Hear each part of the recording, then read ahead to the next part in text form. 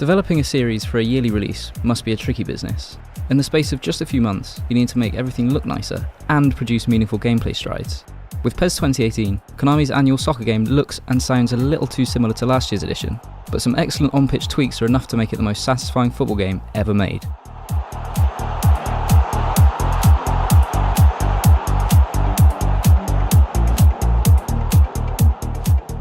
The most noticeable change is a reduction in the game's speed. Matches play out at a slower, more methodical and more realistic pace. Crucially, however, everything feels just as responsive as before. Combined with a number of new animations, the slower pace lends each kick a greater sense of weight.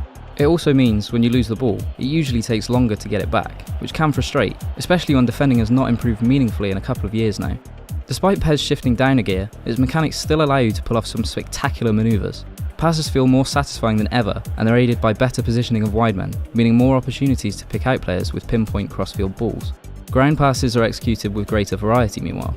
Your players will contextually change from spraying the ball with the outside of the boot to curling with the inside to punting with the toe at will. Passing's versatility lets you produce some beautiful football. Play with Barcelona and you can actually play like Barcelona. But it also means you can lump it to the big man up top, or play it wide and get crosses in if a particular situation demands it. This is especially helpful from set pieces, which have been reworked to allow you to pick different tactics depending on the situation. You can now choose to send your centre-backs forward for long free kicks, for example, and you can pick where you want your players to run to from corners. Direct free kicks have been improved too, and they now feel less stiff and more intuitive.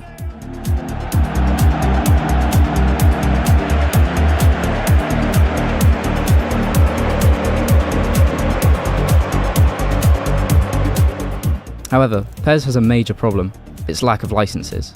Of the world's major leagues, only the French and Italian leagues are licensed in PES, with the Premier League, EFL and the Spanish leagues only included in make-believe form.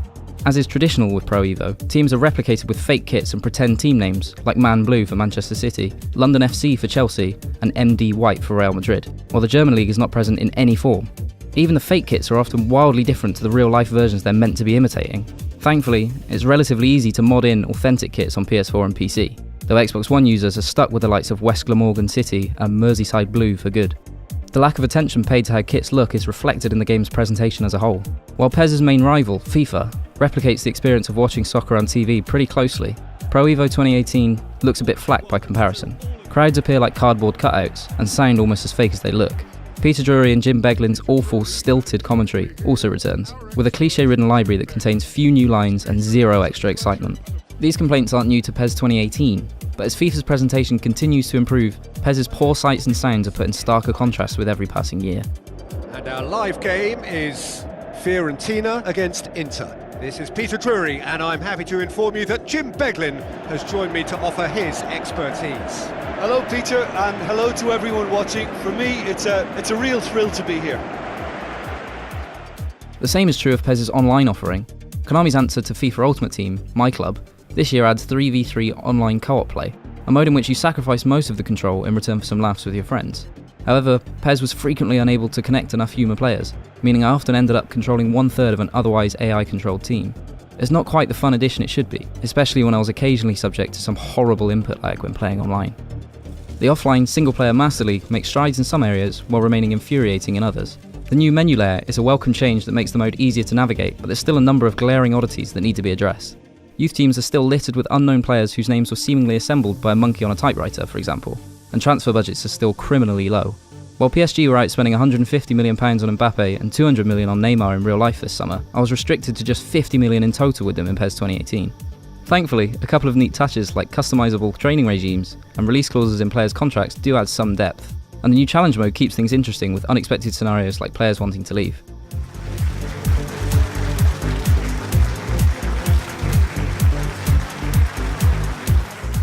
Overall, PES 2018 is the proverbial game of two halves. Off the field, it's sorely lacking. Online modes and server issues leave much to be desired, and the game's presentation as a whole is lagging behind the competition, even if the PES community produces some sterling work in recreating the unlicensed kits every year. But when you get onto the pitch, no other football game feels as good as PES 2018. The slower pace is a definite improvement, helping tread the line between realism and fun near perfectly. There's just something about how the players and the ball move that's just so pleasant to control. Every pass, header and shot just feels right, and when it clicks, and you score a thunderous strike from the edge of the area, or finish off a slick passing move, or even when you launch an ugly long ball forward to grab a last minute winner, it's the closest feeling you'll get to being out there scoring yourself. He's buried it! Barcelona taken all the way. They found the way from the spot and they have won it. A win in the most thrilling fashion.